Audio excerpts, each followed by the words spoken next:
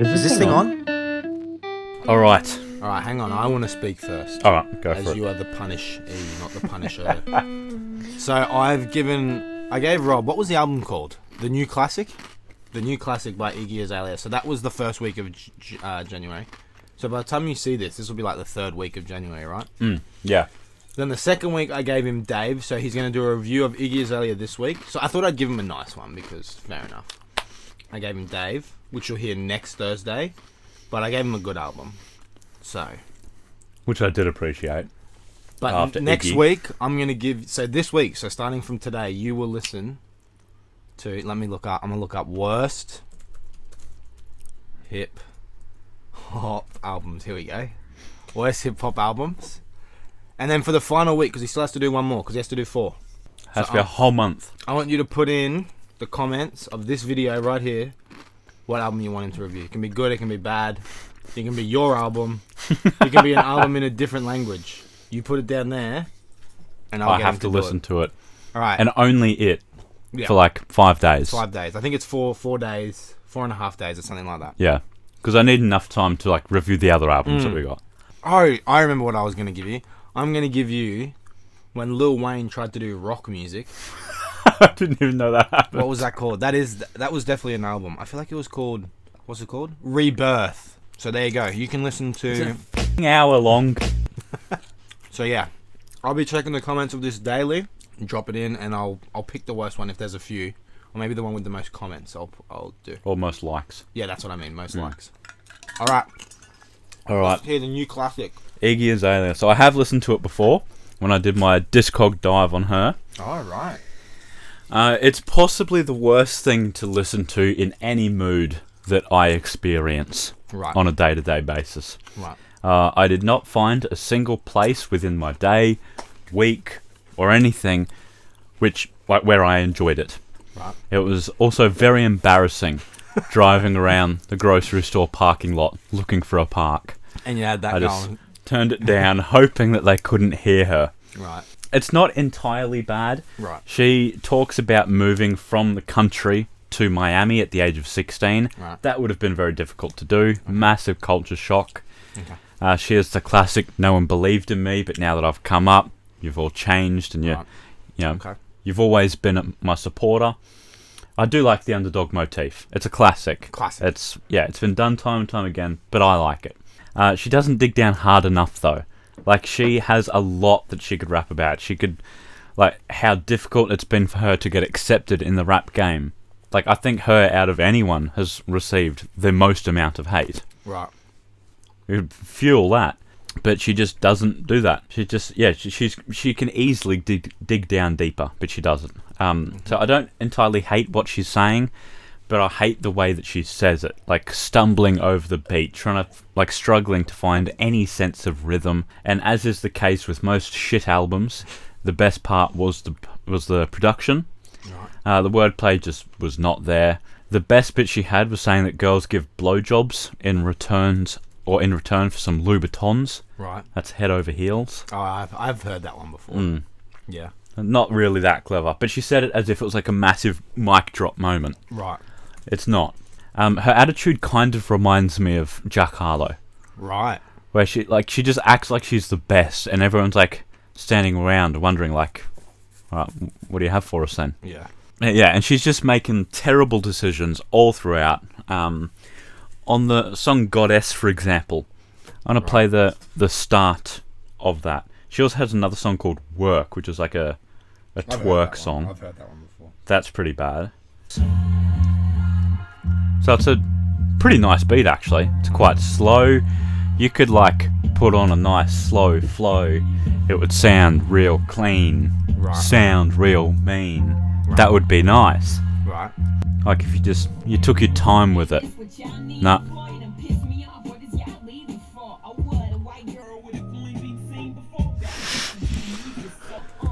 Bow down until your knees get sore.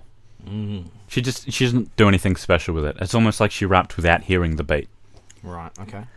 In the last track, Just Askin', it's about a breakup, theorised to be about A$AP Rocky. There's a little interlude towards the end of the track where there's a girl calling a guy, leaving multiple voice messages. They read as though they've just broken up, and he's already gotten himself a new girl. Right. The first message is just her insulting him. You are seriously such a f***ing bitch-ass loser motherfucker. Right. She gets pretty creative with it. Right, yeah. Second message says, I'm sorry I'm crying right now, but I'm drunk, and then it just cuts off. Right. And then the last message reads, this is bullshit because you found a new perfect girl for you. Like, that just screams toxicity. Right. Like, that is just manipulation to the highest degree. You're not wrong. Like, it's completely okay to feel that way about that person and everything like that. I understand that. Yeah. But to actually go to that length and contact that person when they've obviously moved on, that's immature. That's straight up toxic. I have a feeling as well that she doesn't write many of the songs, just because, like, in the writing of every song, like, there's like as high as 8 people credited for the writing. Right. Yeah. DJ Scheme has also come out and said that he ghost wrote Fancy.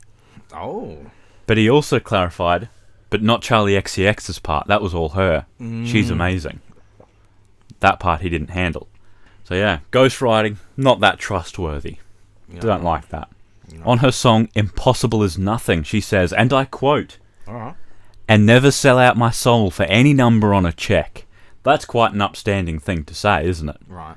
For, like, money is very powerful. It's the main drive for every war that we've had. Right. So to say no, to stand up against money, say no, my morals will not suffer for that. Right. Very respectful for that. Very respectful. Although she starred in the 7th movie of the Fast and Furious series while knowing nothing about cars. I'm not just pulling the she knows nothing about cars out of thin air either. Don't you worry about that. In her song Bounce, she said, I'm turning you up, I'm burning the clutch, full speed, both feet to the floor. First of all, how are you going full speed if both of your feet are on the floor? You are not. You're not wrong. I will agree, that is how you burn a clutch. Right. But you don't want to, because then you can't drive the car. But she says, I'm burning the clutch, as in it's like it's a good thing. Right. But it's not. Not a good thing. No. She also got her driver's license at the age of, I think, 23? 24. 24, right. And she said she found it very difficult. She didn't like it. Alright. And yet, she was in Fast and Furious. Alright. That's not very trustworthy. She was one of the faces for Forever 21's 2004 holiday campaign. That company has made some very questionable decisions when it comes to morals. For example, in an LA factory, a worker told the Bloomberg Business Week that she was paid 12 cents a piece to sew vests that would sell for $13.80. It would take 67 vests an hour to earn the $8 minimum wage. But she says maybe 2 if I'm lucky. So she is getting 24 cents an hour if she's lucky. Wow. In LA, where Iggy lives. That ain't right. She's happy to support that brand. That's not very trustworthy. I just don't understand how she is still allowed to be. She's at 17.4 million monthly listeners on Spotify. People are still listening to her with like a blatantly fake accent. Yeah. I don't understand. Like, obviously moving to a different country at 16, still a very developmental age. Yeah. It can change your accent. This album came out in 2013, which was 7 years ago. Or, sorry, 7 years after she moved, so I can understand it changing. But I watched an interview with her from 2014, and she still had a normal Australian accent. Still does to this day. Right. So why she raps like, why do Iggy do that? That's just her style, mate. But it's bad. That's obvious, like, culture biting.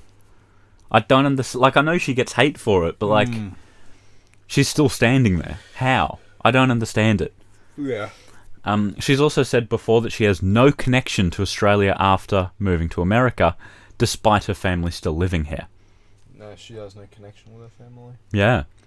She could mean a spiritual connection to Australia, but she gets angry when people call her Australian.